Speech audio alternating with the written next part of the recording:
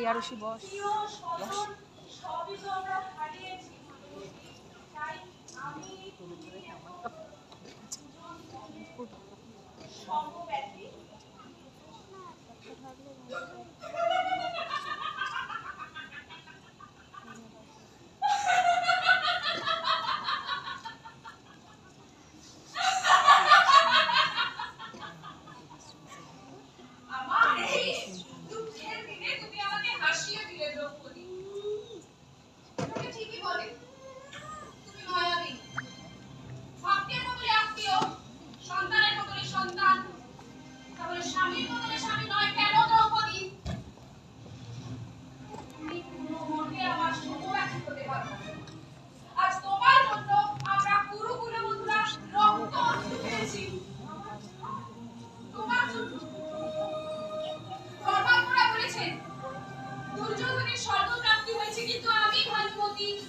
আমি বলছি তোমার পাণ্ডবকে কোনদিনও স্বর্গপ্রাপ্তি হবে না।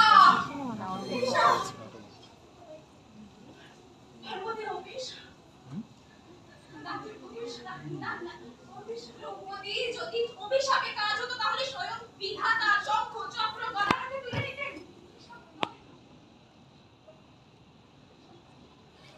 তাই যেন হয় যুধিষ্ঠিরের চেয়ে যোগ্য সম্রাট ছিলেন দুর্যোধন, তার প্রজা পালন ক্ষমতা অনেক বেশি। আমার সীমিত জ্ঞান থেকেই বলছি ভানুমতি, দুর্যোধনের মতো করে কেউ কোনোদিনও রাজত্ব সামলাতে পারবে না। পাণ্ডবরা পাণ্ডব কারা পাণ্ডব? যারা কিনা পাণ্ডুরাজের পুত্রই নয়, তারা কিভাবে সিংহাসন দাবি করতে পারে? ঠিক একইভাবে যেভাবে মহারাজ ধৃতরাষ্ট্র সিংহাসনে বসতে পারে, সোজা পালন করতে পারে, তার পিতার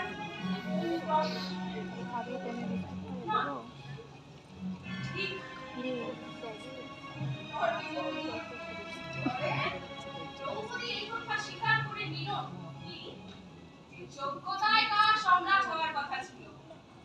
আজ থেকে ইতিহাসের পাতায় স্বর্ণাক্ষরে লেখা থাকবে যে কিভাবে যোগ্যকে শরীরে অযোগ্যকে জায়গা করে নিতে হয়। স্বয়ং ঈশ্বর এই কথাই বলে গেছে।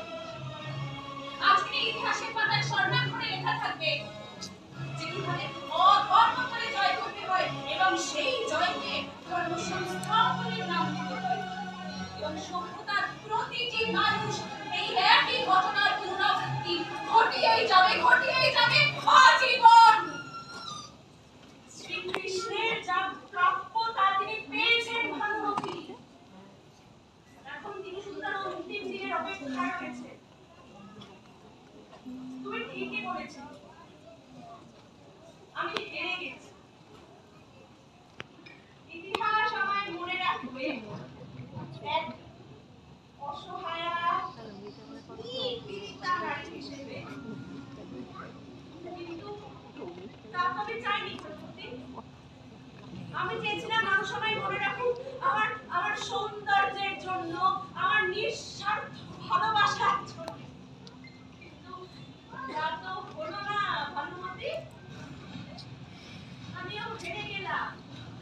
ইতিহাসের আর 5 জন সাধারণ নারীর মতো আমি আজ হেরে গেলাম। যেতে হবে তোকে একা ছাড়া যাবে। যুদ্ধ শেষ। রাজকুমারী থেকে আজ তুমি সাম্রাজ্ঞী। মাঝের কিছুটা অন্ধকারময় পরিস্থিতি কাটিয়ে আজ তুমি আবারও রানীর সাজে সেজে উঠেছ। তোমার পঞ্চ স্বামী এখন তোমার সহায়। রাজকন্যা তো আমি আছি। ভাগ্যের পরিহাসে আমাকে আমারই স্বয়ংবর থেকে এনে দুর্যোধন ভাজা করে দেওয়া হলো। দুর্যোধনের ভালোবাসা পেয়েছি ঠিকই, কিন্তু